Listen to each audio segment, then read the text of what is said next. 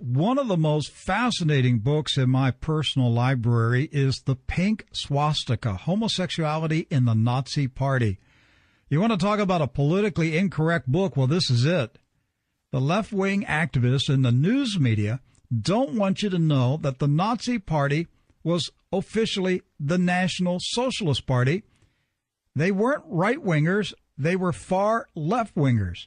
And the socialists and their apologists in the news media also don't want you to know about how deeply the Nazi Party was infested with occultism and homosexuality, two things that appear before a nation implodes.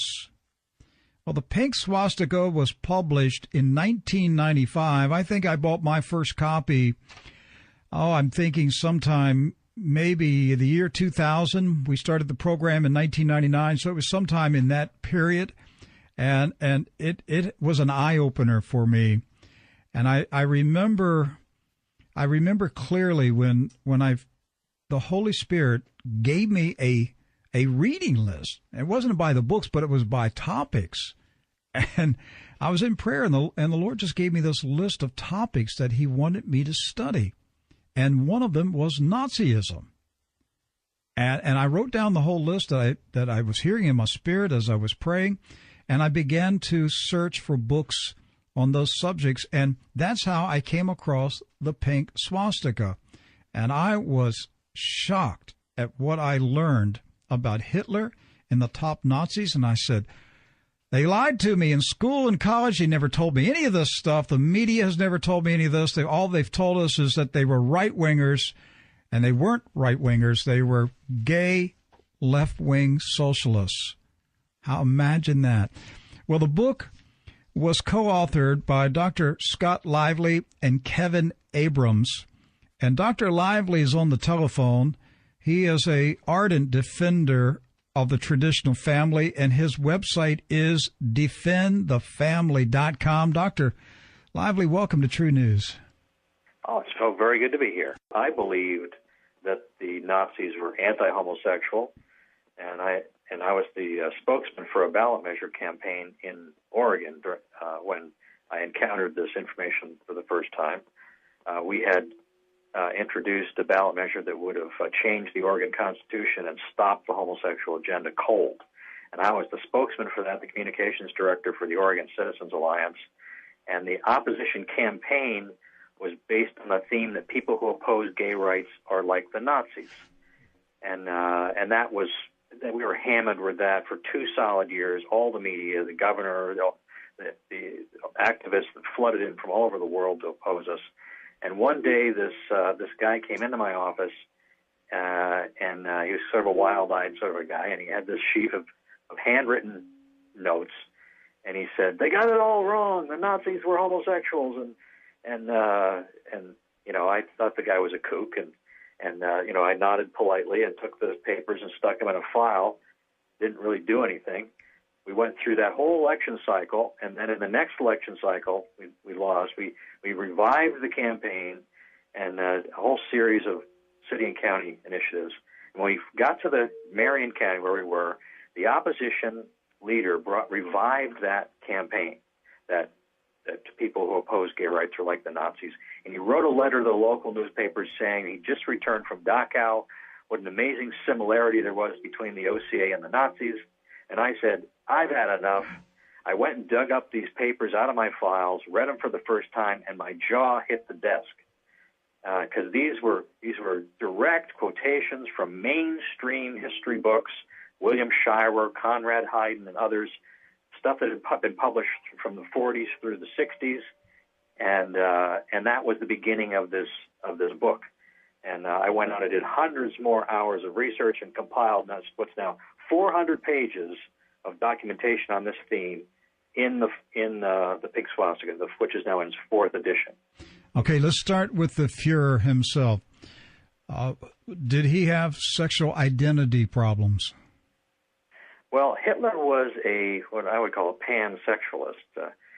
He wasn't exclusively a homosexual, not in the sense of just being attracted to people of the same sex.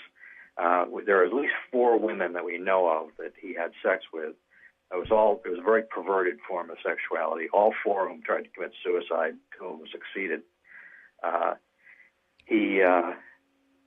It seems that his primary emphasis was extreme form of masochism called coprophilia, which involves human excrement. It's completely disgusting.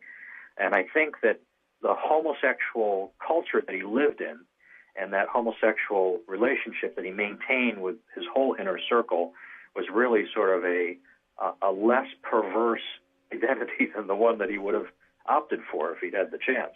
The person that's probably the closest to Hitler's profile in terms of sexual perversion is Alfred Kinsey, the guy that really launched the sexual revolution here in America. Mm-hmm. He was an in-the-closet gay activist, but he spent all of his time indulging himself in every kind of wickedness that you can think of. And Hitler did pretty much that as well, but there was less opportunity there in Germany. Kinsey, in his experiments, he actually had little children who were molested as part of his scientific experiments. Yes. Now, some of those were actually the children of I think it was the Buchenwald concentration camp, and that the person who did those experiments, many of them, was one of the Krupps, who had a sort of a children's division of the concentration camp, and he messed with all those kids there. And people don't understand that the Kinsey Institute that exists today, they've got the old German records. People don't know that the gay movement did not start here in the United States. It started in Germany in the 1860s, and it came to full fruition as a movement by the 1920s in Germany. It was the reason for the moral disintegration of that country and the rise of Nazism, and the whole inner circle of Adolf Hitler was homosexual. But this is where it gets really interesting, because Hitler's faction were masculine-oriented, butch homosexual men. And the ones that the Nazis later did persecute, there were quite a number of them, nowhere near in the millions. It's maybe the tens of thousands.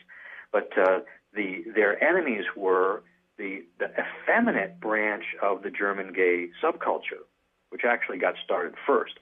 It was Karl Heinrich Ulrichs, the founder of the feminist branch of the male gay movement, that really launched the whole thing.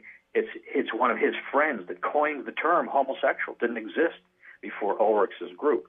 And he created a group called the Scientific Humanitarian Committee in order to try to create a political movement to overturn the sodomy laws of Germany. And but he had a theory that all male homosexuals were really females trapped in men's bodies, and lesbians were really men trapped in female bodies, and then he called that the third sex theory. So what he was basically saying is that all homosexual men are really women, and the masculine-oriented butch homosexuals hated this guy because they were not feminine at all. They were even ultra-masculine, and so these two factions warred against each other for a long time. And then when the Nazis really formed together and wanted to pursue political control of the state, they created the Nazi Party. And almost all the early Nazis were homosexual, almost all of them. And they began going for parliamentary seats. Well, the effeminate homosexuals were aligned with the Communist Party. And they were the homosexuals among the communists were grounded in the Sex Research Institute of Berlin, which was Germany's version of the Kinsey Institute.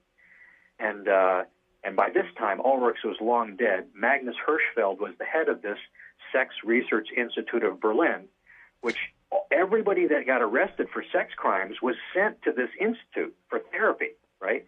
Which is being run by these effeminate homosexual men. And so what would happen, though, is that these effeminate gays affiliated with the communists, whenever there was an election and the Nazis were trying to get parliamentary seats, they would release information to the newspapers about the homosexuality of the Nazis and sabotage them.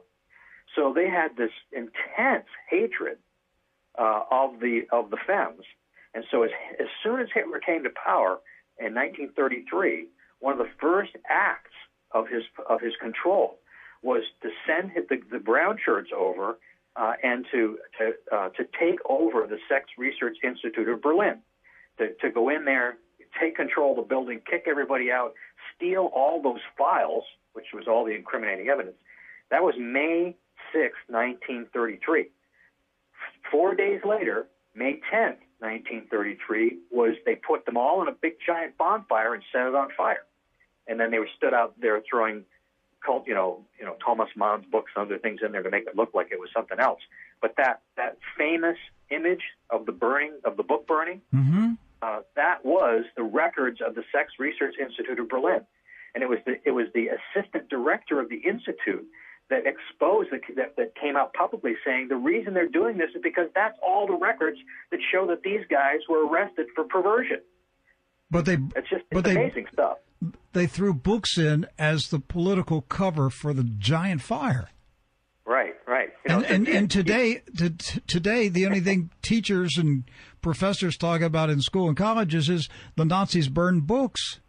Yes, that's it. It's amazing deception that they engaged in this, and almost nobody knows this stuff. Well, this explains why Hitler and the Nazis were going after the communists, because Hitler was a socialist, so why would he go to war with the communists? Well, they called the brown shirts beefsteak, brown on the outside, red on the inside. And they actually copied. The Nazis really copied the communists in many of their tactics. It was the communists that were doing sort of, beating people up and stuff for a long time. The Bolsheviks had, and that's how they had taken over Russia. In fact, the first concentration camps weren't in Germany; they were in Russia, and the Nazis were basically just following the example of the model that had been set. So they were just a counterfaction. They were a splinter off of the communists. Hitler, as a young man, he was a student of Madame Blavatsky. He was deeply involved in the occult. All this happened when he was a street kid, basically. Mm-hmm. He left his home. He didn't have any place to go. He was on the streets in Germany, mostly in Munich and Vienna, and he was as a street kid with no place to go. He was trying to make it as an artist, and that was the perfect recipe to sort of be swept up into gay culture. And I don't know who introduced him. That isn't, he never confessed to any of this stuff or wrote about it himself. It's all sort of secondary evidence and other sources, people who are saying that they had sex with Hitler or whatever. But what we do know is that he became a male prostitute in Munich and Vienna. Hitler was a male prostitute? Yes. And he lived in a flop house for, that was primarily a home for street hustlers, and that's how he met many of these people, including Ernst Röhm, who was really the power behind the throne in Germany. What took place in the 20s and early 30s? Well, the beginning of the Butch faction was in 1902. Hans Bleuer formed the Gemeinschaft der Eigenen, the community of the elite. And they were sort of chafing against this characterization of male homosexuals as women. And so they created this separate identity. They reached back to ancient Greek culture, specifically the Spartans, for a sort of model to follow. And then they began promoting this sort of hyper-masculine form of homosexuality throughout Germany. They gained control of the German Wandervogel movement, which is like the German version of the Boy Scouts. And by 1912, they were in complete control of that. But that's what they're doing here, Dr. Lively. That's what they're doing in America. They're infiltrating the Boy Scouts. Yeah, they're trying to. They've resisted it pretty much here. But in Germany, they were completely taken over. In fact, a group had to split off away from them in order to have a separate form of Boy Scouts that wasn't under homosexual control. But the real important fact here is that what they were doing was inculcating in these children the philosophy of the Männerbund, the all-male society.